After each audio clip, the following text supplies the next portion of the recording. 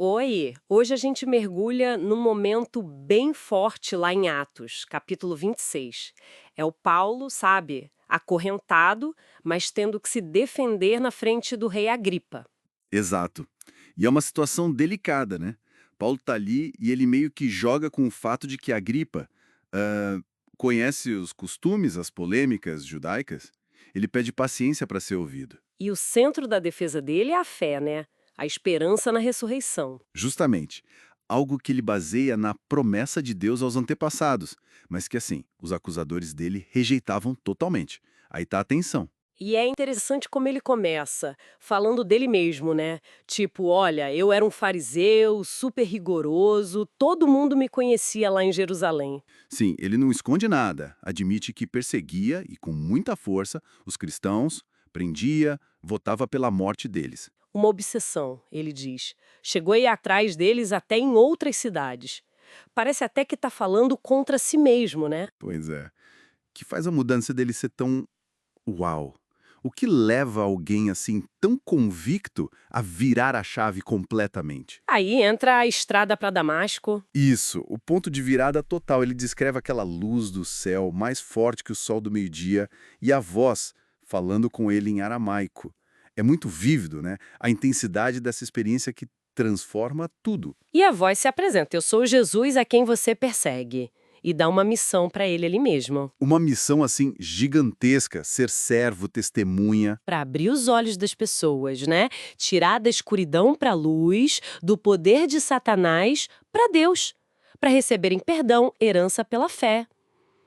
É muita coisa. Exato. E ele conecta isso direto com a pregação que ele fez depois, em Damasco, Jerusalém, por toda a Judéia e para os gentios também. Ele diz que fez isso por causa daquela visão celestial. Então a mensagem era arrependimento, conversão e mostrar isso com atitudes, com obras. Isso. E ele argumenta: olha, foi por isso que me prenderam, porque eu fui fiel a essa visão.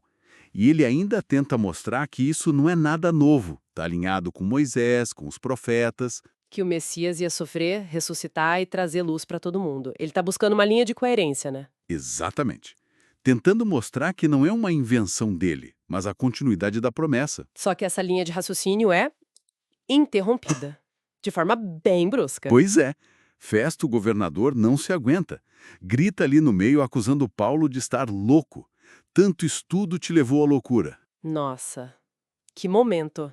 E a reação do Paulo? Surpreendentemente calma. Ele chama Festo de excelentíssimo, com respeito, mas nega a acusação. Diz que fala a verdade e tem perfeito juízo. E aí ele se vira para o Agripa, muito esperto. Ele diz: o rei sabe dessas coisas. Não aconteceram escondidas. E joga a pergunta direto para Agripa. Crês tu nos profetas, ó rei Agripa? Eu sei que crês. Quase encurrala ele, né? Uma jogada de mestre. E aí vem a resposta famosa do Agripa. Por pouco me persuades a me fazer cristão. O que será que ele quis dizer com isso, hein? Essa frase dá muito pano pra manga, né? Pode ser sarcasmo. Tipo, tá quase me convencendo, só que não. Ou talvez um pingo de hesitação real. Quem sabe? É ambíguo. Mas a resposta do Paulo não tem ambiguidade nenhuma. Nenhuma. Ele fala com paixão, né? Que queria que todo mundo ali fosse como ele. Menos as algemas, claro. Mostra a convicção total dele na mensagem, independente de como o outro recebe. E depois dessa defesa toda, qual é a conclusão ali do julgamento? Então, não é um veredito formal na hora, mas o grupo se retira para conversar. Agripa, Festo, Berenice, e eles concordam entre si E o que eles decidem? que o Paulo não fez nada que merecesse morte ou prisão. Basicamente, o consideram inocente do que o acusavam. Ué, então ele devia ser solto, não? Pois é, aí que está a ironia final. O próprio Agripa comenta com Festo: olha, esse homem podia ser solto se não tivesse apelado para César. Ah, por causa do apelo que ele mesmo fez? Exatamente.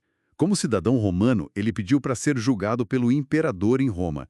Então, mesmo considerado inocente ali, ele meio que selou o próprio destino de ir para Roma. A própria ação legal dele o manteve preso. Que reviravolta. Uma conclusão bem inesperada para essa defesa em Atos 26. Totalmente. E deixa a gente pensando, né? Qual o peso de uma convicção assim tão forte? a ponto de alguém abrir mão da liberdade física imediata, mesmo inocentado pela lei local, para seguir uma missão espiritual e apelar para uma instância maior? Levanta questões sobre liberdade, compromisso, o que é realmente ser livre, né? Exato. Fica essa reflexão sobre até onde vai o compromisso com aquilo em que a gente acredita de verdade.